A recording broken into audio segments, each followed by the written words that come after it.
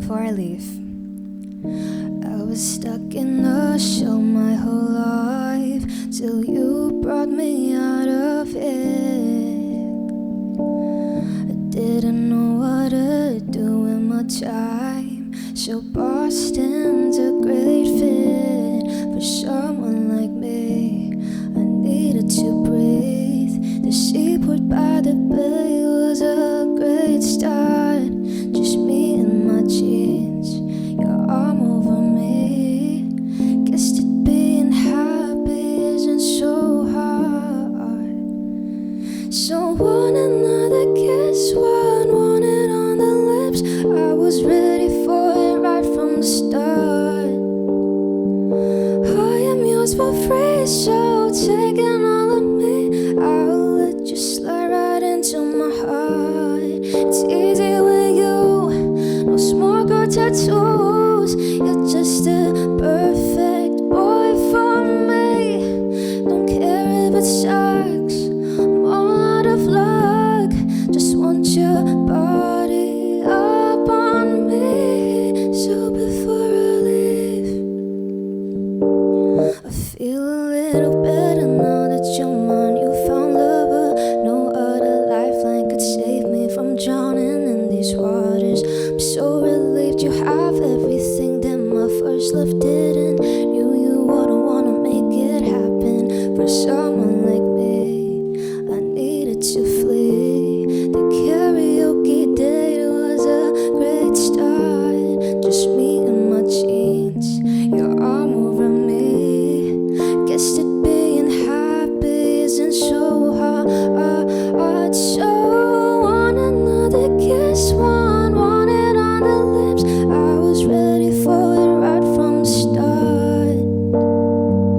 I am yours for free, so taking all of me. I'll let you slide right into my heart. It's easy with you, no smoke or tattoos. You're just a perfect boy for me. Don't care if it sucks, I'm all out of luck. Just want your body up on me. So before I leave, so before I leave, so before I leave,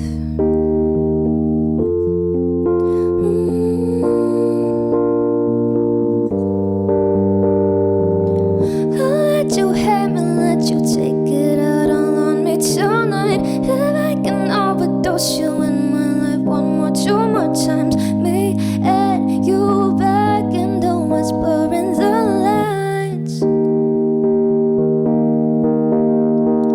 I'll let you screw me over underneath the thundering skies. If I can kiss you in the backseat one more, two more times, me and you back in the knob, drawing the lines.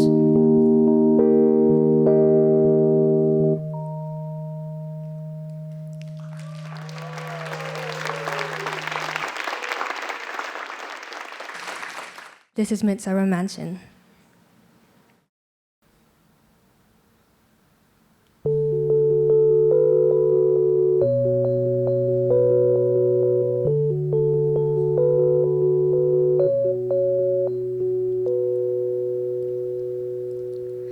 Sunlight, daytime, just you and I.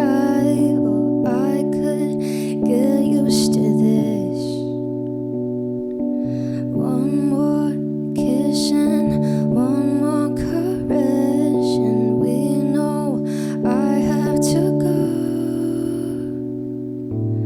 I don't wanna leave, but I gotta say goodbye. You don't know what it's like when the sun doesn't light up the sky. If I could decide, it'd be forever summertime with you by my side. But we'll just stow away all the dreams we created into our midsummer mansion.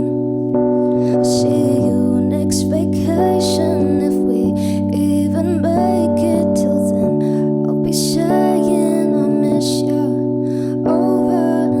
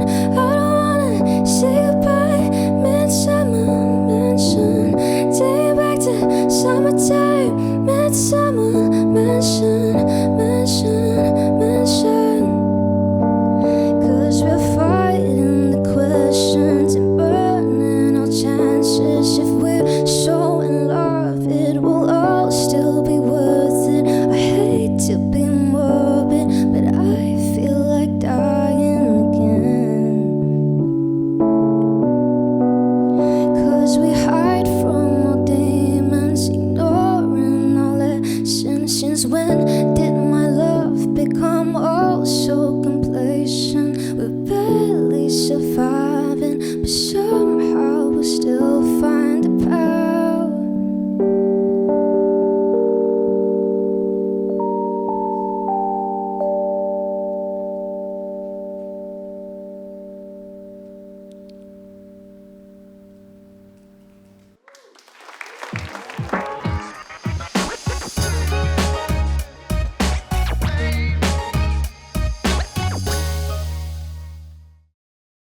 Everyone, one more round of applause for Regina.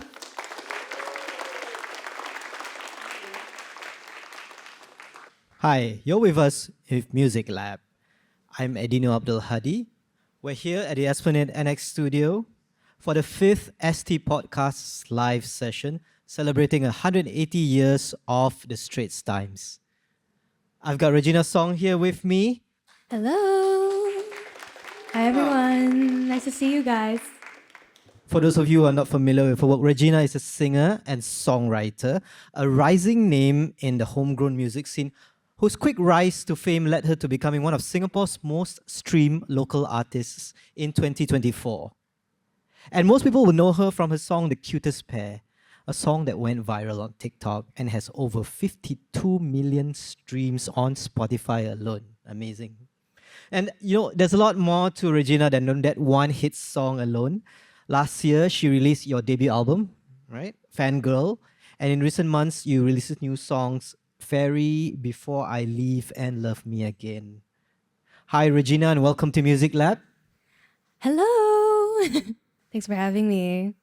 All right, so Regina, tell us, what's life for you like these days? You must have been very busy.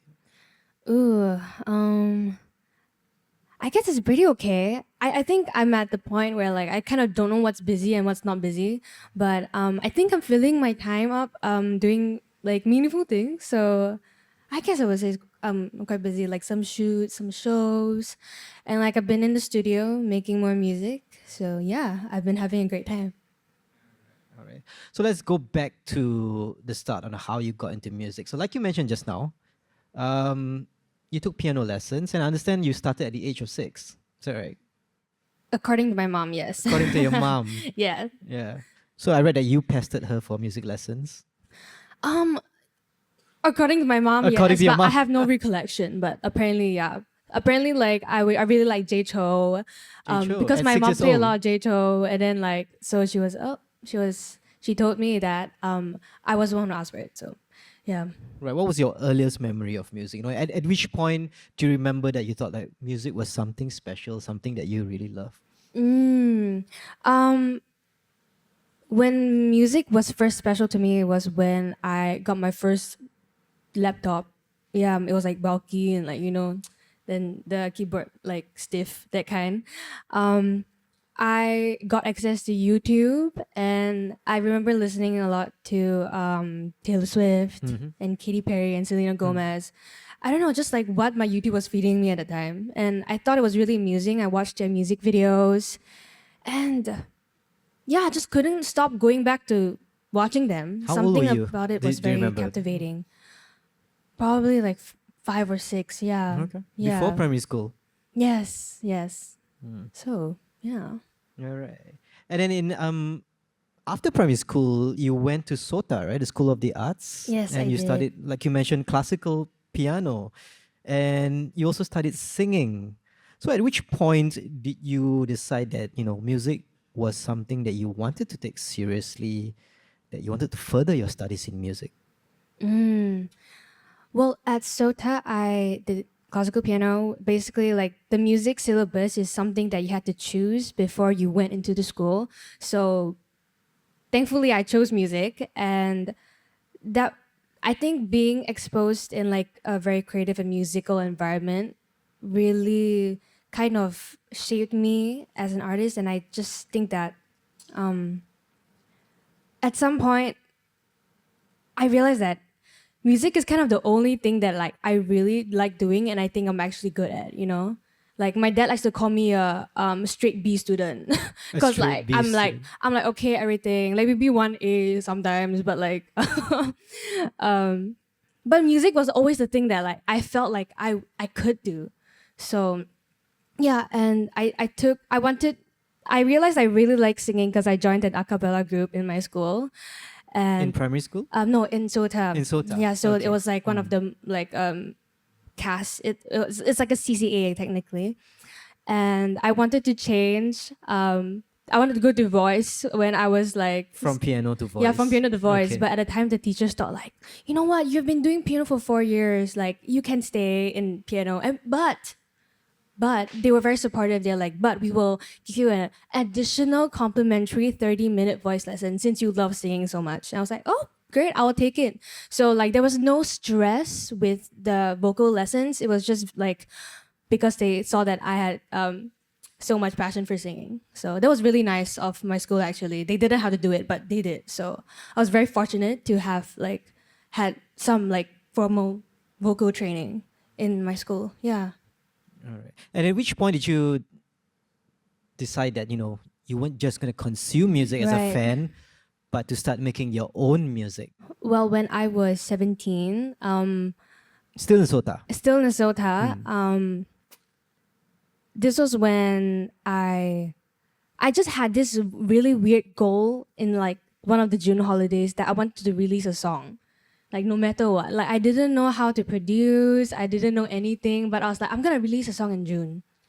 Yeah, and it was so fun. And just so happens I was talking to one of my friends, and I was like, yeah, I kinda wanna like learn production and like release a song. And he said, I mean, like I have a friend. He's a producer. He can teach you how to produce. And so he brought me down to his studio, and like everything just fell into place. So it was really weird. It was like it was just this because of this one interaction I had with him that opened so many doors for me. And I think during that session of making that song, I just felt so alive, Like I had never felt this kind of thrill before. I mean, singing, yeah, sure, it's fun, but like making my own music and making like my own creative decisions about what I wanted to put in my song, like it just couldn't be described. And I think that was the moment that I was like, I do kind of want to take this seriously. And like I'm that kind of person, right? Where like it's like in Chinese it's like called 3分钟热度. Like my mom liked to say it. And it's basically like, you pick up something and like drop it really fast. It's like you're passionate about it for 3 minutes and then like it's over. But for some reason I was like I followed through this project so well. No one had to push me to do it. I just wanted to do it. And I thought to myself, if innately I'm so passionate about doing this, then something about this job must be right for me. So that's how I started. Yeah. Was that Lucas, the first single that you released in 2021? Yes. Yeah. Okay. So the song name was called Lucas. Yeah. So was that one of the first songs that you wrote, or do you have like a bank of songs before that, and then Lucas just happened to be the one that you wanted to record? Ooh, yes, I definitely had a bank of songs. At that time when when I went to the producer, I kind of knew that like he liked like jazzy music. So then at that time I just wrote Lucas, and it's like kind of jazzy. So and it was a very soulful. So I showed it to him and he really liked it, and then we worked on it together. Yes. And how did you feel like when the song was finally out on streaming services? It was great. I think like at that time, not a lot of people in my school had released music, so I felt like, oh my god, like I'm one of the first ones. Like You're among musicians. Like, yeah, you're yeah, surrounded exactly. by other Like musicians. and like my friends would tell me like, oh my god, like I went through the exact same thing that you did, and I was listening to Lucas, and it helped me through it, and I was like, that's so nice. Yeah. So it felt great. And it like further like propelled me towards my purpose. I was like, okay, yeah, maybe this is what I really want. So yes. All right. So thanks to Cutest Pair, you're one of the most streamed Singaporean artists of your generation. How does it feel to carry that spotlight so early in your career? Well, I would say it's a great pleasure, of course. I definitely did not. When it happened at the time, I don't think I really understood what it meant for myself, for Singaporean music as a whole. I think at the time I was just really trying to do my own thing, trying to understand how to get my music heard, how to make content that would resonate with people. So I think right now I'm just really glad, really honored that it happened. But also, of course, there's a lot of stress that comes with it. When I first got asked, like, how do you feel having to, like, have releases follow up the Cutest Pair? I'll be like, nah, I got it, like, it's fine. I don't really care about, like, how it performs. But to a certain extent, I do, like, kind of think about it and go, like, what song would resonate the best with my audience? What song? Like, I would, like, at first I wasn't that concerned, but now, like, the concern started, like, sinking a little bit more. And then I have to pull myself back and, like, really remind myself that it's okay, like, not every song is released and meant to be commercially successful. It's fine. So, yeah, I think it was really drawing that balance between, like, putting out music that I like and putting out music that I feel like people will like.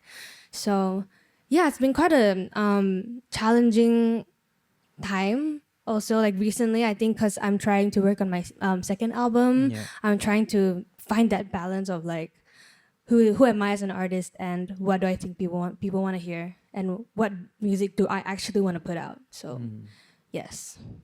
Maybe you can tell us a story of Cutest Pair. When you were writing it, did you have any inkling that the song was special compared to the rest of your songs? How did you put it up, and what led to it blowing up on TikTok?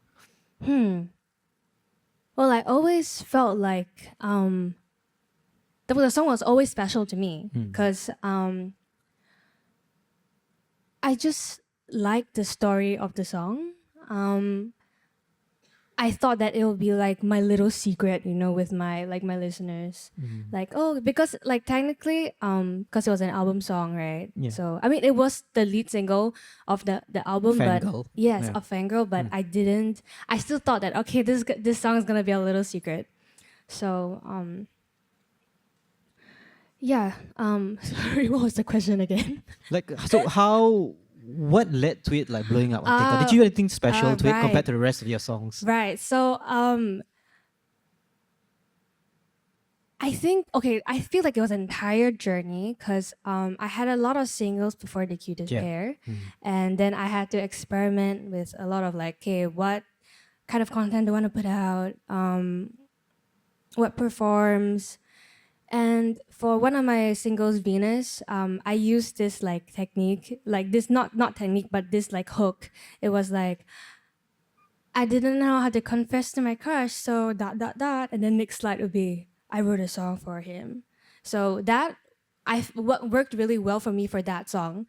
And so I thought, because, like, this worked for this song, let me use this way of, like, trying to promote my song and put it in the Cutest Pair. And I felt like, okay, this song sounds even more like a confession song. So maybe more people want to find it. Maybe more people will be interested in it. So yeah, it was a really long process. I feel like this probably wouldn't have happened for me if I hadn't dropped more singles before. Understood myself as an artist, understood what people like to see from me. So yeah, when I think about it, there were many times where I would put out content and, like, I don't want to put out content anymore because, like, it's not working. And then there'll be times where, like, oh, this really works. So I just like to take what works and just try to mush it together. Yes, and yeah, I think that was what happened. And I was also scrolling a lot on TikTok at this point, and I realized that a lot of artists were, like, putting out live performance videos. And I thought to myself, like, okay, I mean, the song has been out for, like, 3 months.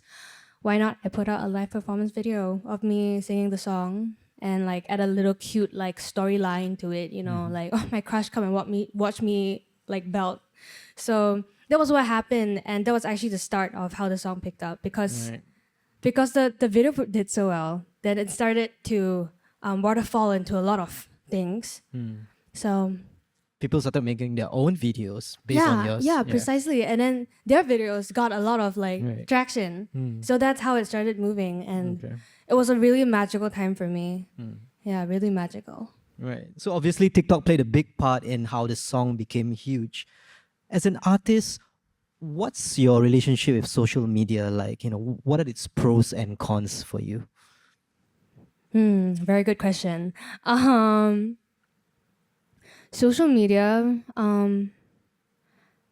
like, I think as an artist in this day and age, I think we all have to, like, at some point of time, we will start thinking like, okay, I think we have to post more, yes. But then when I was trying to promote the Cutest Pair, I realized that I had to make posting become a habit.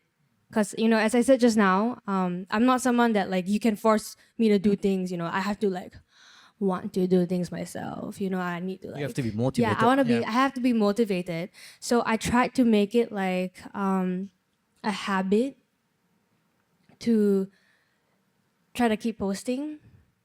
Yeah, and so that was quite hard because it never I don't really like being online. I like to be in like my little shell, but that was definitely one of the hurdles that I had to overcome, because sometimes videos don't perform well, then I get dejected, but then I realized that I shouldn't be putting out videos and putting out my content just to have it perform.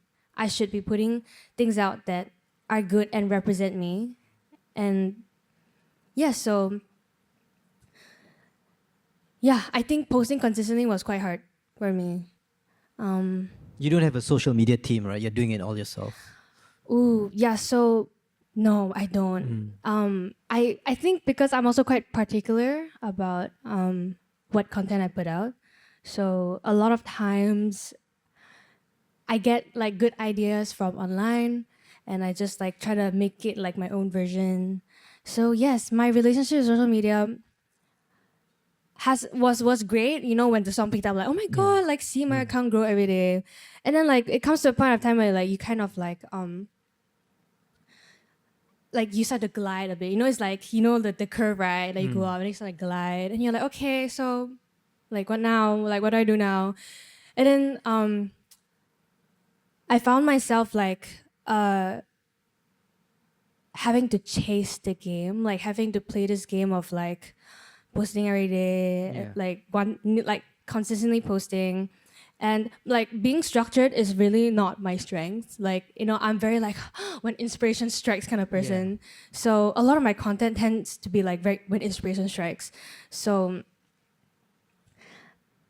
there was a lot of stress to keep it going. And I think for a period of time, when I stopped posting so much, I realized, okay, engagements are low. Oh dear. Then I realized I have to come back to the drawing board. Okay, like what worked? What else can I do to engage my fans? So it feels like a constant cycle of having to chase and like find new shiny facets of yourself to show. So yeah, honestly, I'm trying to celebrate small successes. Like, okay, this video performed. Like, oh, okay, great. I can take a break for like a week, Okay. that kind of thing. Yeah. So yeah, I guess that's how I kind of balance my relationship with social media. Okay. Not trying to let it affect me too much. Yeah. All right. Let's talk about your lyrics. Your songs are often about crushes, love, heartbreak, very relatable themes. Do you usually draw from your own personal experiences or from stories and people around you? Ooh, I would say most of them are my own experiences. I don't know if this is good or not to share, but I like to write everything down to a T. Like, usually if I wrote it, it probably happened in real life. Okay. Like if I wrote what was it? I don't know. Like if it's something like, oh, and you're wondering if it's true or not, it's probably true. Okay. Yeah. So I think in that way it makes me want to sing my songs more passionately. But there have been times where I wrote songs based on someone else's experience. Yeah, it was a really funny story. I was like back in school, and this girl it was super. So you know when you're young and then you have like a spam account, right? And then you know your friends will like type an entire paragraph, and she was telling me about her encounter with this guy, and she was like so nervous, and it was so awkward, and I screenshotted it. I screenshotted it, and I Oh. went to the piano, and I was like, okay, let me see what I can write with this. She doesn't know. She doesn't know She until didn't. now. She didn't know. No, but after that, I sent it to her, Ah, and she was okay. like she was so shocked, and like I don't know, I kind of gained like some kind of thrill, from seeing Right, people react right, this way right. to me writing songs about their life.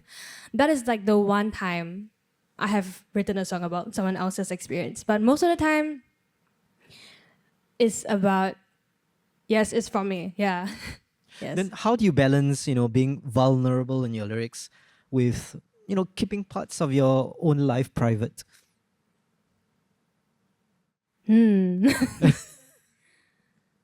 Or you're totally fine with putting it all out there for everyone to see? I think because of the nature of like how I write songs, it's very hard for me to like choose what I want to put and what I don't want to put, you Yeah. know. So I think I'm very okay with like having parts of my life just out there, you know. I mean, yeah, my ex might see it, but hey, but at least like someone else is like relating to the song and helping them. So like I don't really mind. Yes, I think most of my songs are about love, and maybe only that aspect is a little bit more like public, but everything else, like I get to choose what I want to share and what I don't. So I think I'm okay with it. Yeah, I'm quite okay with it. All right, all right. So last year, like you mentioned, you dropped your debut album Fangirl, and this year you had 3 new singles: Fairy, Before I Leave, and Love Me Again. And you're working on new songs, obviously, as you mentioned just now. So how do these new songs reflect your growth as a singer and songwriter? Ooh, I like this question. I Fangirl was written when I was like 15 to like 18, 19. So I was like a very naive girl, you know. I haven't had like my first love, haven't had my first experience of love. It was all from afar. But I think with these new songs, they have a little bit more sauce to it. You know, it's no longer just like one-sided love. Like I've actually been in my first relationship. I've actually experienced like the not so nice side of love. Like love is no longer like all rainbows and like, I'm not looking at love through like tinted glasses anymore. So yeah, for the first time I was experiencing like a lot of like anger and like sometimes like resentment and like regret. Yeah, and these feelings I probably wouldn't have been able to feel it when I was writing Fangirl because I haven't experienced it yet. So Okay. I think that was it was really interesting for me. I remember Fairy was my first proper like solo single after dropping my album because I had a collaboration with my friend Hong Join. No, Hong Join. Yes, All right, right. and after that was Fairy, and I remember thinking like, oh, I don't think Fairy is like a commercial hit, you know. Like it didn't occur to me like this, but I just wanted to put it out because that song was exactly what I was going through at the time, and I don't know what better time it would be to put out a song like this for myself. So it was more for myself, but also I was at peace knowing that there's someone out there who resonate with my music, and I'm really glad to say that it did. Like I did get a lot of messages like, oh my god, like I'm going through this thing with this person, and Fairy's like been helping me through it. And I remember one time I was at a cafe and this girl slid me a note. She was like, I really like your song Fairy, Wow. and Okay. I just want to say like keep it up. And that day I like went home and I stuck it on my wall. I was like, oh, this is so sweet. Nice. So yeah, like the moments like these are really important for me and for your artists, like for your own like favorite artists as well. I think a lot of us don't know how much it will mean to an artist or like anyone when you like tell them something nice, like, okay, I really like this song of yours, it really made my day. Like these things these experiences are what keep me going. Yes. So guys, get your notes ready and pass it to Regina after Oh, after this. thank you. Right. So Regina, what would you say is the biggest challenge for you as a full-time music artist in Singapore? And more importantly, how do you overcome that?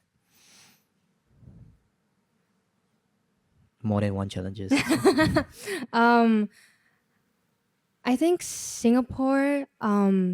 In Singapore, there is not really a structure for rising artists to be discovered, and I think that is one of not just discovered but developed. So it's really hard. I think being an artist that does not really fit into, like, does not belong to a label. You know, there's not much help. But I was really lucky. I was really lucky when I started because I was in a label when I started. So I was in a label called Parka, Parka, and they helped me a lot. I think I would be really lost if not for them. They did my music. They did they managed me, and they gave me a community to exist in, and I think that was extremely priceless for me. And I think that's what an artist should try to strive for themselves. Try to create like build their little own mini label, I guess. So find people who you resonate with, find your community, find people who support you, and will listen to you and be like, you know what, you have nothing right now, you're nobody right now, but I see something in you. I think that's really important. And I think not until now, like, I mean, now I think things are a little bit more different, but I still think that's so important. I know we're talking about struggles, but I'll get to that in a bit. Yes, and when I left my label, I realized that I lost my community a little bit, because I really feel like I felt a little bit estranged, because yes, as much as I was getting a lot of traction and a lot of people listening to my music, I didn't feel like I existed anymore. Like within the Singaporean music community, I felt like I had friends, but it didn't feel like the system was put in place for me anymore. So I had to build the system myself after the Cutest Pair just like, did its thing. I think that was the most struggling thing, the thing that I struggled with the most with everything, because having to basically build my own system, it wasn't easy. Yes.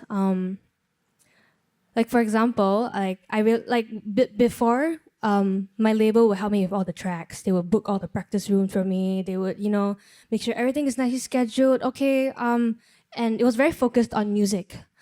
But now I have to do everything on myself, like on my own, like find my own musicians, book my own practice rooms. I mean, it doesn't feel like a lot, but when you're actually doing it, and when you're not a really like organized person like me, it like piles up, and then on top of that you have, okay, like how about like making the music, who's gonna make your music, and the shows, who's gonna settle tracks for you in your shows. And like I felt like my world was like, oh, like, yes, it's like things are happening, but like I was trying to like keep everything up.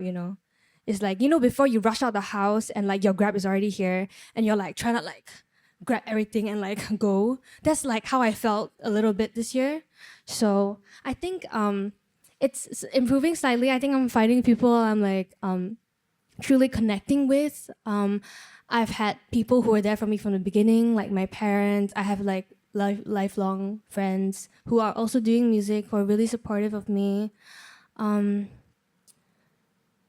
So I think I'm really blessed. Even though I have all these struggles, I think this year was a trying year for me, So even though there were struggles, I'm fine. I think I got my work cut off for me somehow. That's great Yes. to hear, Regina. Thank you. Okay, we're down to our last question. It's something that we always ask all our guests on Music Lab. Yes. Where do you see yourself in 5 to 10 years' time? Hmm.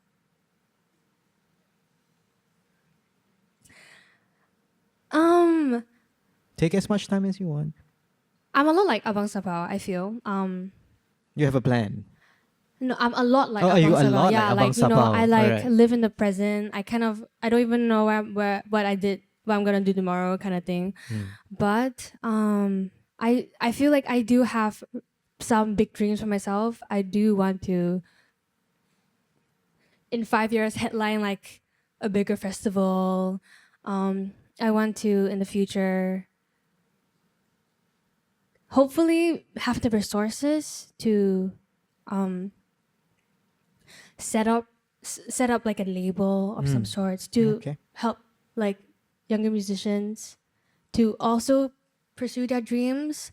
I think right now I'm still like in the position of like being the younger musician, but in the future when I have more experience, hopefully I can do that, and as like a thank you to the music community. And I just want to keep putting out albums. I think I'm really fond of conceptual albums. I really like playing with concepts and themes. So that's something that really excites me, and I want to keep doing it. I want to be a touring musician, because I went on tour at the beginning of this year, and I think it was like one of the best things that has ever happened to me. Even though I was like tired, like kind of didn't know how to take care of myself on tour, but it was great. Like meeting new people, meeting the fans, and like Where did you go on your tour? Oh, I went to KL, Jakarta, Philippines. Manila, and there's one more, Bangkok. Nice. Yes. So yeah, it was really really fun, and hopefully I end up touring even more. Maybe like Europe and like US and like Australia. So yeah, touring artist. That's my dream. Yes. All right, Regina, thank you so much for your wonderful insights. Thank you. And we're looking forward to hearing more new music from you. Thank you so much.